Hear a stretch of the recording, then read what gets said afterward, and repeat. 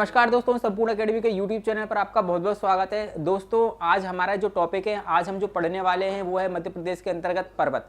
पिछली क्लासेस में हमने काफ़ी सारे जो है टॉपिक कवर किए हैं। जैसे कि अगर मैं पिछले क्लास की अगर आपसे बात करूं तो हमने मध्य प्रदेश के अंतर्गत जलवायु देखी थी और बहुत ही शानदार एवं सटीक तरीके से हमने क्या देखी थी, मध्य प्रदेश की जलवायु देखी थी।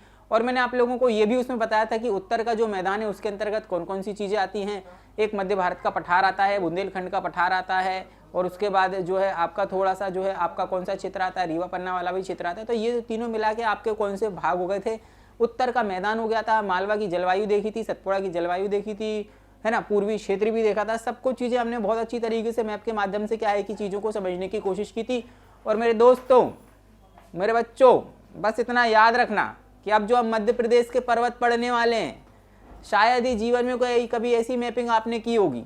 बहुत ही शानदार तरीके से मैं आप लोगों को मैपिंग करवाने वाला हूँ, क्योंकि दिक्कत तो केवल यही है कि कौन सा पर्वत कहाँ आता है। अब दिक्कत और एक आप लोगों को ये होगी कि फिर मालवा का पठार किधर है, बुंदेलखंड का पठार किधर है, रीवा पन्ना का पठार किधर है। तो भाई साहब, ये सारी समस्या तो मैंने पहले खत्म कर दी है ना। कब खत्म कर दी है कि पिछले वीडियो में भारत जो है मध्य प्रदेश का जब मैंने उसको भौतिक विभाजन आप लोगों को करवाया था तो उसके अंदर का सारे पठार वगैरह पढ़ा दिए हैं, सारी चीज़ें बता दी हैं। आपका दायित्व ये है कि अब उस वीडियो को आप देख लें और चीज़ों को समझ लें, है ना। अब आपकी एक और समस्या पर्वतों से रिलेटेड जो भी समस्या आ रही है वो भी आज खत्म कर देंगे। क्यों कर देंगे कि मैप के माध्यम से भाई साहब इतना शानदार तरीके से विवरण प्रस्तुत किया जाएगा ना कि सिर्फ और सिर्फ पर्वत ही पर्वत दिखाई देंगे आपको। चारों तरफ मध्य प्रदेश के मैप में आपको पर्वत ही पर्वत दिखाई देंगे। तो बस दिल थाम के बैठ जाओ और एक पेज निकाल लो, पेज पर बनाओ मध्य प्रदेश का मैप। क्योंकि विगत जो है कई दिनों से मैं मध्य प्रदेश का मैप बना रहा हूँ। आज आप मेरे साथ में भी मैप बनाइए। मेरी दिली ख्वाहिश है, मेरी इच्छा है कि आप मैप को बनाना सीख जाएं और मैप के माध्यम से चीज़ों को सीखोगे तो बहुत ही शानदार तरीके से आप क्या करोगे, मध्य प्रदेश को सीख सकते हो, याद भी कर सकते हो, रटने की ज़रूरत नहीं पड़ेगी। अन्यथा फिर जीवन में यही बचा है, आज याद करेंगे हम कल भूल जाएंगे, फिर पेपर आ जाएगा तो फिर क्या होगा, आज याद कर लूँ कल भूल जाऊँ। ऐसा मत करो मेरे दोस्तों। तो मेरे बच्चों, अब हम स्टार्ट करेंगे मध्य प्रदेश के पर्वत। तो दिल थाम के बैठिए और एक मैप बना लीजिए। मैं भी बना रहा हूँ, आप भी बनाइए। आइए तो फिर अपन एक मैप ड्रॉ कर लेते हैं और मैप ड्रॉ करके अपन क्या करेंगे, देखेंगे सारी चीज़ों को। तो अपन क्या करते हैं, मैप एक ड्रॉ कर लेते हैं। टूटा फूटा कोई सा भी मैप चलेगा अपना, बस आपको मैप बनाना आना चाहिए, है ना। यहाँ पर अपन बात करते हैं तो निवाड़ी आता है, टीकमगढ़ आता है, छतरपुर आता है ना। थोड़ा सा नीचे जाते हैं तो ये शहडोल वाला मामला आ जाता है, अनूपपुर डिंडोरी वाला। यहाँ से अगर अपन बात करें तो ये आता है आपका बालाघाट वाला आ जाता है, ये बालाघाट आता है आपका, है ना। बालाघाट के बाद अपन आगे की तरफ बढ़ते हैं तो शिवनी छिंदवाड़ा आता है, फिर आता है आपका यहाँ पर आता है आपका बैतूल आता है, बैतूल के बाद आता है आपका बरहानपुर आता है। फिर नीचे की बात करें तो बड़वानी आ जाता है आपका, बड़वानी से और थोड़ी सी ऊपर जाते हैं तो अलीराजपुर झाबू आ जाता है। फिर ऊपर की तरफ जाते हैं तो मंदसौर नीमच ये आ जाता है और हमारा मैप क्या हो जाता है, आपका कंप्लीट हो जाता है। क्या हो जाता है, हमारा मैप कंप्लीट हो जाता है ना।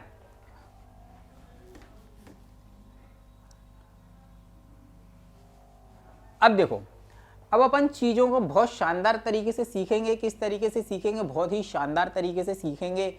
अब अपन बात करते हैं, देखो क्या बात करते हैं। सबसे पहले तो मैं आप लोगों को बता दूं कि मध्य प्रदेश के अंतर्गत जो मुख्यतः दो अपन को पर्वत देखने, वो कौन से हैं आपके, मुख्यतः आपके कौन से पर्वत होते हैं आपके, जो है दो पर्वत हैं। एक तो आता है आपका विंध्याचल का पर्वत, एक आता है आपका विंध्याचल का पर्वत और दूसरे पे आता है आपका सतपुड़ा।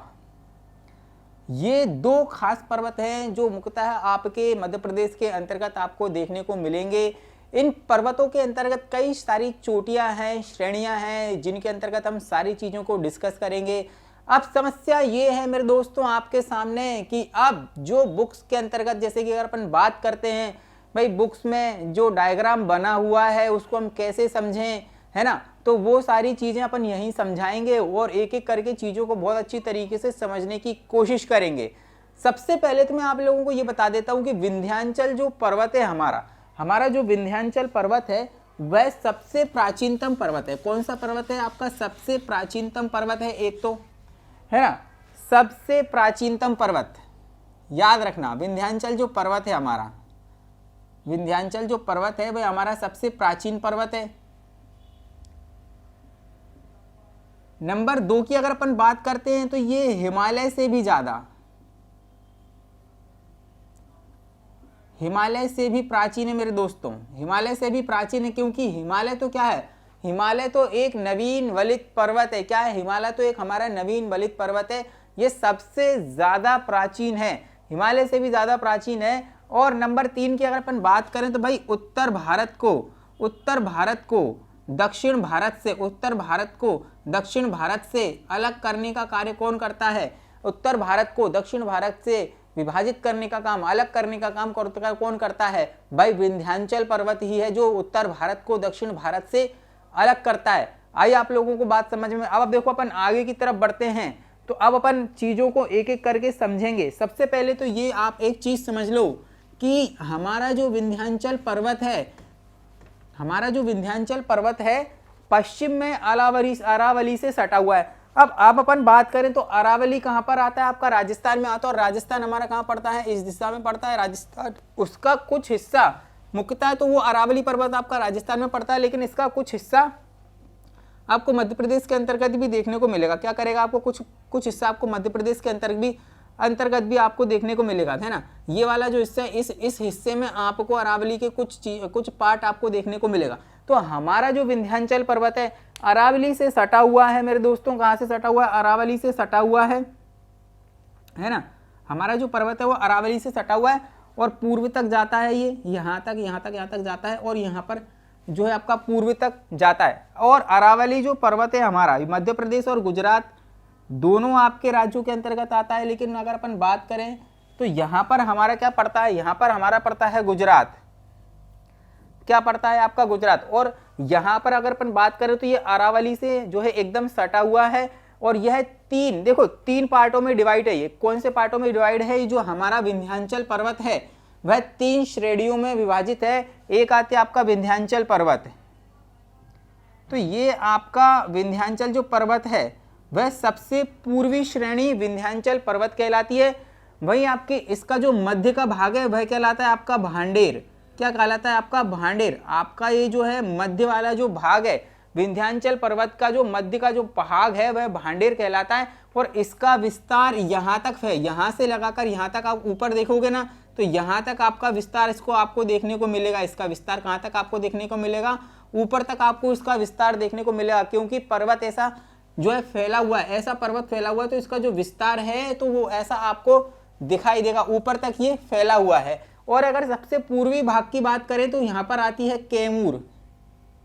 कैमूर श्रेणी। क्या आती है आपकी? कैमूर श्रेणी आती है मेरे दोस्तों। क्या आती है आपकी? कैमूर श्रेणी आती है। तो 3 पार्टों में इसको जो है डिवाइड किया गया है। सबसे पहले अगर अपन बात करें, सबसे पहले जो पश्चिमी क्षेत्र है तो वे विंध्याचल पर्वत में है। वहीं अगर अपन बात करें इसका जो मध्य क्षेत्र आता है वह आपका भांडेर श्रेणी के अंतर्गत आता है। और इसका जो सबसे पूर्वी भाग है वह क्या कहलाता है? आपका कैमूर श्रेणी कहलाती है। अब इसको जो है अगर अपन बात करें, क्वेश्चन पीएससी के अंतर्गत लास्ट टाइम पूछा था कि विंध्याचल पर्वत की सबसे पूर्वी चोटी या सबसे पूर्वी श्रेणी कौन सी है? तो दोस्तों वो कैमूर श्रेणी था। अब जिसने मैपिंग की होगी बहुत अच्छी माध्यम से उसने चीजों को सॉल्व कर लिया होगा, अन्यथा रटने से तो मेरे को लगता है कि कोई चीज समझ में आती होगी। अब देखो अगर अपन बात करें, थोड़ा सा अपन डायग्राम अच्छा बना लेते हैं, यहाँ पर थोड़ी सी कलाकारी कर लेते हैं। कलाकारी करने में ज़्यादा मज़ा आता है ना। थोड़ी सी कलाकारी कर लेते हैं अपन चीज़ों के बारे में। तो ये पूरा का पूरा क्या है? आपका विंध्याचल पर्वत है। पश्चिम में अगर अपन बात करें तो विंध्याचल पर्वत श्रेणी दिखती है, ये भांडेर श्रेणी है। और सबसे पूर्वी जो श्रेणी है आपकी वो कौन सी है? आपकी कैमूर श्रेणी है। कौन सी है? आपकी कैमूर श्रेणी है।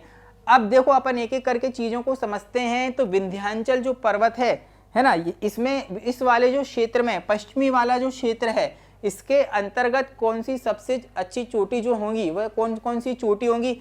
एक तो यहाँ पर पड़ती है आपकी सिगार, एक पड़ती है आपकी जाना पावा, दो चोटियां आपको यहाँ पर देखने को मिलेगी। सिगार की ऊंचाई है 881 मीटर, और ये जाना पावा आपकी इंदौर में पड़ती है, और ये भी आपकी कहाँ पड़ती है, इंदौर के अंतर्गत आती है। दोनों ही कहाँ आती हैं, आपकी विंध्याचल पर्वत रेंज में ये दोनों जो है चोटियां आती हैं। और सिगार जो है मालवा की सबसे ऊंची चोटी है। मालवा की सबसे ऊंची, मालवा के पठार की सबसे ऊंची चोटी कौन सी है, आपकी जो है आपकी विंध्याचल पर्वत की सबसे ऊंची चोटी कौन सी है, सिगार चोटी है, जो कि मालवा के अंतर्गत आती है, मालवा के पठार के अंतर्गत आती है। अब आप लोगों ने अगर पहले की क्लासें देखी होंगी तो आपको चीजें समझ में आ रही होगी कि ये वाला जो हिस्सा था हमारा, ये वाला जो हिस्सा था, ये मालवा के पठार के अंतर्गत आता है। कहाँ आता है आपका, मालवा के पठार के अंतर्गत आता है। ठीक है, तो ये विंध्याचल पर्वत हो गया है। विंध्याचल पर्वत के अंतर्गत अगर अपन भांडेर श्रेणी की अगर अपन बात करें तो इसका विस्तार ऊपर तक है। बुंदेलखंड वाले क्षेत्र के अंतर्गत पूरा इसका विस्तार देखने को आपको मिलेगा, है ना। और भांडेर के अंतर्गत जो है भांडेर पर्वत की सबसे जो ऊंची चोटी है वो कौन सी है, आपकी सिद्ध बाबा। कौन सी है, आपकी सिद्ध बाबा। तो भांडेर जो पर्वत है, भांडेर श्रेणी या पर्वत की सबसे ऊंची जो चोटी है आपकी कौन सी, आपकी 1172 मीटर। क्या है, 1172 मीटर सबसे ऊंची चोटी, है ना। सबसे ऊंची जो चोटी है आपकी वो कौन सी है, आपकी सिद्ध बाबा है, 1172। तो भांडेर श्रेणी की सबसे ऊंची चोटी कौन सी है, आपकी जो है सिद्ध बाबा है, जो बुंदेलखंड के पठार के अंतर्गत आती है। कहाँ आती है, आपकी बुंदेलखंड के पठार के अंतर्गत आती है। आगे की तरफ अगर अपन चलते हैं तो सबसे पूर्व में आती है आपकी कैमूर श्रेणी, और जो कि कैमूर श्रेणी के अंतर्गत एक चोटी है वो है आपकी गुडविल चोटी। गुडविल की चोटी, जिसे अपन सद्भावना के नाम से भी जानते हैं, जिसे हम किसके नाम से जानते हैं, सद्भावना के नाम से भी जानते हैं, जो कैमूर श्रेणी का भाग है। और जो कहाँ किस जो है जिले के अंतर्गत आती है, वो दमोह जिले के अंतर्गत आती है ना। दमोह जिले के अंतर्गत आती है, जिसकी ऊंचाई कितनी है, 752 मीटर। 752 मीटर किसकी है, दमोह जिले के अंतर्गत आती है, जिसकी ऊंचाई कितनी है, आपकी 752 मीटर है। ठीक है, तो हमने विंध्याचल पर्वत को पढ़ा है, और विंध्याचल पर्वत मैंने आप लोगों को ये बताया कि 3 पार्टों में डिवाइड है। एक आपका विंध्याचल पर्वत है, सबसे पश्चिम में विंध्याचल पर्वत आपको क्षेत्र देखने को मिलेगा, और यहाँ पर जो है आपका भांडेर का क्षेत्र मध्य के अंतर्गत भांडेर श्रेणी या पर्वत आपको देखने को मिलेगा, जिसकी सबसे ऊंची चोटी क्या हो जाएगी, 1172 मीटर, और इसका विस्तार आपको बुंदेलखंड वाले पूरे क्षेत्र में देखने को मिलेगा। ठीक है, और जो है आपकी जो सिद्ध बाबा है, ये आपकी चोटी कहाँ आती है भाई, दतिया के अंतर्गत आती है। कहाँ आती है, आपकी दतिया के अंतर्गत आती है मेरे दोस्तों। और जो आपकी गुडविल है, जो कौन सी है, कैमूर श्रेणी के अंतर्गत आती है, ये आपको दमोह क्षेत्र के अंतर्गत देखने को मिलेगी। कहां पर मिलेगी, आपको दमोह क्षेत्र के अंतर्गत देखने को मिलेगी। ठीक है, अब अगर अपन बात करें, हम बात करते हैं सतपुड़ा क्षेत्र की। किसकी बात करते हैं अपन, सतपुड़ा क्षेत्र की बात करते हैं। तो सतपुड़ा जो पर्वत है हमारा, देखना कहां से अगर अपन बात करें, यहां से ये सतपुड़ा का क्षेत्र है ना, ये आपका आता है सतपुड़ा का क्षेत्र। कौन सा आता है मेरे दोस्तों, सतपुड़ा का क्षेत्र आता है।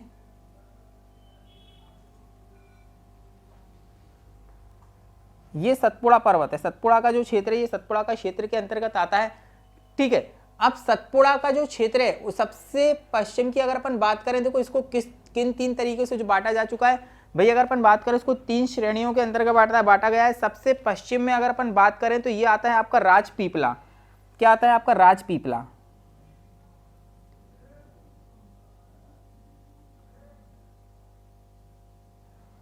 राजपीपला इसका सबसे पश्चिमी जो श्रेणी है, पश्चिमी जो भाग है वह राजपीपला के अंतर्गत आता है ना।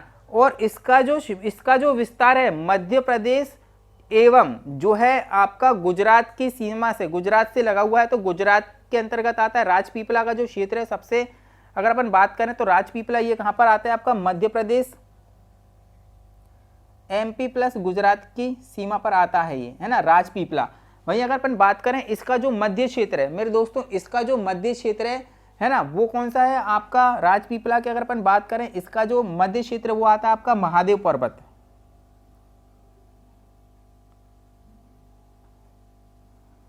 तीन श्रेणियों में ये विभक्त है मेरे दोस्तों। सबसे पश्चिम की अगर अपन बात करें तो ये राजपीपला आता है, फिर महादेव पर्वत आता है, फिर आता है आपका मेकल श्रेणी।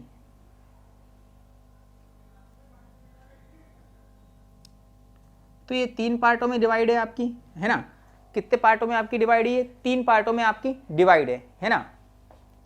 सबसे अगर अपन पूर्वी भाग की बात करें तो मेकल श्रेणी आती है, मध्य की बात करें तो महादेव पर्वत आता है आपका, और सबसे अगर पश्चिम की बात करें तो यह क्या आता है आपका, राजपीपला के अंतर्गत आता है। आप लोगों को चीजें समझ में आ रही होंगी। देखो मैंने आप लोगों को क्या क्या पढ़ा दिया उसका एक बार मैं आप लोगों को बता देता हूँ किस तरीके से रिवीजन किया है अपन ने।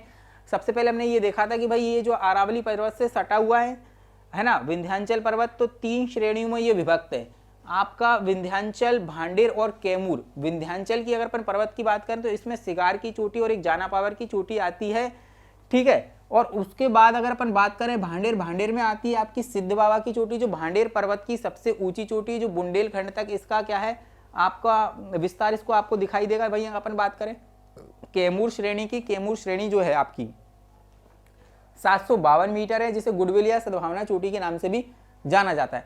अब अगर अपन बात करें यहाँ पर जो हमारा सतपुड़ा का पहाड़, सतपुड़ा जो पर्वत श्रृंखला है ना, उसमें ये 3 पार्टों में डिवाइड की गई है। एक राजपीपला है, एक महादेव है और एक मेकल श्रेणी है। महादेव राजपीपला का जो विस्तार है मेरे दोस्तों, राजपीपला का जो विस्तार है वो है आपका मध्य प्रदेश और गुजरात के अंतर्गत है, जबकि महादेव पर्वत का जो विस्तार है आपका कुछ महाराष्ट्र के अंतर्गत आपको देखने को मिलेगा, ठीक है। महादेव पर्वत का कुछ विस्तार आपको महाराष्ट्र के अंतर्गत देखने को मिलेगा, क्योंकि सबसे दक्षिण में महाराष्ट्र है। और मेकल श्रेणी का कुछ भाग आपको जो है छत्तीसगढ़ के अंतर्गत आपको क्या मिलेगा, छत्तीसगढ़ के अंतर्गत देखने को मिलेगा, है ना। इसका अधिकांश भाग ये तो इसको क्या हो जाएगा, मध्य प्रदेश एवं छत्तीसगढ़ के अंतर्गत आपको इसका थोड़ा भाग देखने को मिलेगा। ये मध्य प्रदेश और महाराष्ट्र, ये एमपी और एमपी प्लस महाराष्ट्र, महाराष्ट्र के अंतर्गत इसका कुछ भाग आपको देखने को मिलेगा। अब अगर अपन इसकी जो है राजपीपला की अगर अपन बात करें तो देखो इसके अंतर्गत कौन कौन सी पहाड़ियां आती हैं ये अपन देख लेते हैं। राजपीपला हमारा सबसे पश्चिमी वाला भाग है, पश्चिम से प्रारंभ होते हुए यह बरहानपुर दर्रा तक फैला हुआ है। ये कहाँ तक फैला हुआ है, बरहानपुर दर्रा तक इसका क्षेत्र आता है। पश्चिम से फैलता है, ये पश्चिम से फैलता है, चालू होता है, और इसका जो क्षेत्र है वह कहाँ तक आता है, बरहानपुर दर्रे तक आता है। ये रहा आपका बरहानपुर दर्रा, है ना, ये आता है आपका बरहानपुर दर्रा। आगे की बात करें तो ये आगे आपका जो क्षेत्र आता है यहाँ से लेकर ये आपका महादेव पर्वत आता है। महादेव पर्वत से अगर अपन बात करें और आगे जाते हैं तो ये आपका मेकल श्रेणी आता है। ये क्या आता है आपका, मेकल श्रेणी आता है। अब देखो अगर अपन राजपीपला की बात करें तो राजपीपला में इसके अंतर्गत क्या आती है, देखो कौन कौन सी चोटी आती हैं राजपीपला के अंतर्गत। एक तो आती है आपकी जो है बड़वानी की पहाड़ियाँ, एक असरानी की आती हैं, अखरानी की पहाड़ियाँ, एक बड़वानी की पहाड़ियाँ आती हैं, एक अखरानी की पहाड़ियाँ आती हैं। एक मेरे दोस्तों देखो बड़वानी की पहाड़ी आती है, फिर अखरानी की पहाड़ी आती है, एक आती है आपकी असीरगढ़ की पहाड़ी, है ना, और एक आती है आपकी जो है बीजागढ़ की पहाड़ी।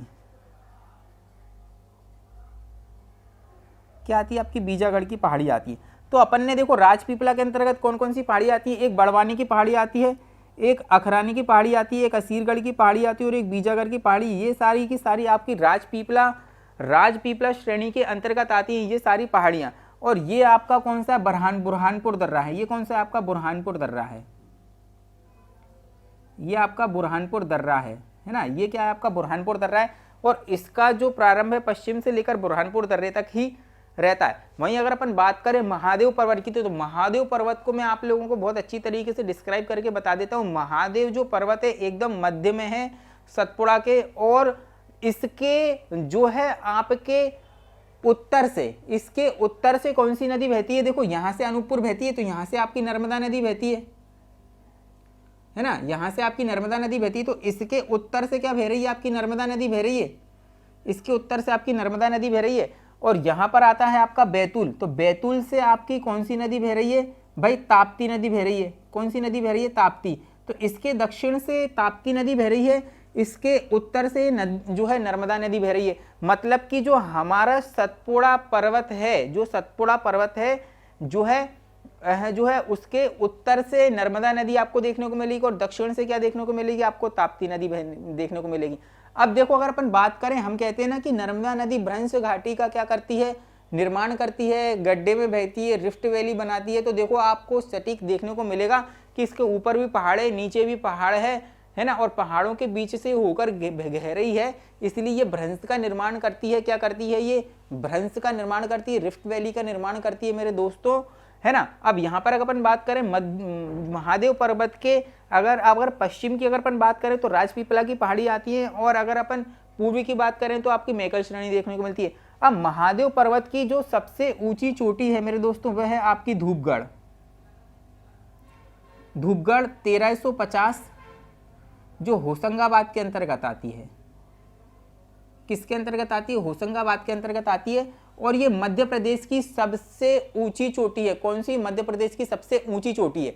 इसमें एक बार क्वेश्चन पीएससी ने पूछा था, तो इसमें ऑप्शन दिया था कि जो है आपकी मध्य प्रदेश की सबसे ऊंची चोटी कौन से जो है आपके क्षेत्र में स्थित है, महादेव पर्वत पर है या मैकल श्रेणी पर है। तो कौन से पर्वत पर स्थित है? तो महादेव पर्वत पर स्थित है। और कौन सी श्रेणी में स्थित है? तो मैकल श्रेणी में स्थित है मेरे दोस्तों, ये भूल मत जाना। अगर वो पर्वत का पूछेगा आपसे, तो पर्वत का अगर आपसे पूछता है तो महादेव पर्वत आएगा आपका। कौन सा पर्वत? महादेव पर्वत आएगा। अगर श्रेणी की पूछता है आपसे तो कौन सी श्रेणी आएगी? मैकल श्रेणी आएगी मेरे दोस्तों। ये याद रखना, ये क्वेश्चन जो है पीएससी ने पिछली एग्जामों में पूछे हुए हैं, और यहाँ से मेरे को लगता है कि पीएससी वालों ने और व्यापम वालों ने, मेरे को कुछ लगता है कि टाइप है इनका, हर बार यहाँ से क्वेश्चन आपको देखने को मिलेंगे। बहुत मात्रा में क्वेश्चन आते हैं, ये अधिकतर बार पूछे जाते हैं। देखो यहाँ पर मैंने आप लोगों को क्या बताया कि धूपगढ़ जो है सबसे ऊंची चोटी है, 1350 के क्षेत्र में स्थित है, महादेव पर्वत पर स्थित है। आइए आप लोगों को बात समझ में, है ना। वहीं अगर अपन आगे की तरफ बढ़ते हैं, है ना, आगे की तरफ बढ़ते हैं, तो ये आती है आपकी एक मैकल श्रेणी। मैकल श्रेणी के अंतर्गत आपकी एक चोटी आती है अमरकंटक। अमरकंटक, है ना। अमरकंटक की जो चोटी है, अमरकंटक की जो चोटी है मेरे दोस्तों, वह आपकी है 1050 के लगभग, 1050 के लगभग इसकी ऊंचाई है। अमरकंटक, ठीक है। मैकल श्रेणी की सबसे ऊंची चोटी कौन सी है? आपकी अमरकंटक चोटी है। मैकल श्रेणी की सबसे ऊंची चोटी आपकी कौन सी है? जो है अमरकंटक की चोटी है, जो 1050 लगभग मीटर की ऊंचाई है इसकी, है ना। तो यहाँ पर अपन ने देखो सारी चीजें कवर की हैं। राजपीपला से अगर अपन जाते तो बरहानपुर दर्रे तक इसका क्या देखने को मिलता है? अपन को जो है विस्तार देखने को मिलता है। सबसे मध्य में आपका क्या है? महादेव पर्वत है, जिसकी सबसे ऊंची चोटी 1350 है। यह मध्य प्रदेश की भी सबसे ऊंची चोटी है। क्या है? मध्य प्रदेश की भी सबसे ऊंची चोटी है मेरे दोस्तों 1350, जो होशंगाबाद डिस्ट्रिक्ट के अंतर्गत आती है। अब देखो यहाँ से कोई क्वेश्चन एग्जामिनर आपसे बनाएगा तो आप 100% सही करके ही आओगे। अगर वो डीप भी क्वेश्चन बनाएगा ना, तो आप 100% सही कर आओगे, है ना। अगर आप अपन बात करें, देखो एक क्वेश्चन आपका ये बनता है कि भोपाल जो है, भोपाल आता है आपका एक भोपाल, है ना। भोपाल हमारी राज्य की राजधानी है, और ये 5 पहाड़ियों पर स्थित है। ये क्वेश्चन आता है, 5 पहाड़ियों पर स्थित है भोपाल। कौन कौन सी पहाड़ियों पर स्थित है ना। एक आती है आपकी अरेरा हिल्स, है ना। एक आती है आपकी श्यामला हिल्स, एक आती है आपकी कटरा हिल्स, एक आती है आपकी नवेरी हिल्स, है ना। एक अरेरा, एक श्यामला आती है, कटरा आती है, एक जो है ईदगाह हिल्स के नाम से आती है, ईदगाह। तो ये क्वेश्चन भी याद रखना आप लोग, क्या है ये क्वेश्चन भी आप याद रखना कि भोपाल कितनी पहाड़ियों पर बसा हुआ है। तो 5 पहाड़ियों पर बसा हुआ है ना। अरेरा हिल्स है, श्यामला हिल्स, अरेरा हिल्स है, श्यामला हिल्स है, कटरा हिल्स है, नवेरी हिल्स है और ईदगाह हिल्स है। तो ये सारी की सारी पर्वत श्रेणियां और चोटियां आज हमने देखी हैं, पर्वत देखे हैं सारे के सारे। और उम्मीद करता हूं कि आपको बहुत ही सरल तरीके से मैंने आप लोगों को चीज़ों को समझाया है। कोई डाउट आपको नहीं रहेगा, कोई भी डाउट आपको नहीं रहेगा अगर आप ये वीडियो देखेंगे और किताब को रीड करेंगे। बुक को अगर आप रीड करते हैं और ये वीडियो साथ में आप रखते हैं, देखते हैं, तो आपको चीज़ें बहुत ही सरल तरीके से समझ में आ जाएंगी, है ना। कोई भी आपको डाउट नहीं रहेगा, बहुत इजी चीज़ें हैं। पहले ही बता दिया मैंने कि इसको भी 3 पार्ट के अंतर्गत हमने देखा, इसको भी हमने 3 पार्ट के अंतर्गत देखा, और कौन कौन सी चोटियाँ इसके अंतर्गत आती हैं वो भी अपन ने देख लिए। तो उम्मीद करता हूँ कि ये वीडियो भी आपको बहुत ज़्यादा पसंद आएगा, इसलिए इस वीडियो को लाइक करें, शेयर करें, कमेंट करें, और फिर अपन मिलते हैं जो है नेक्स्ट टॉपिक में। नेक्स्ट टॉपिक की बात करेंगे अपन नेक्स्ट क्लास में। फिर तब तक के लिए जय हिंद, धन्यवाद।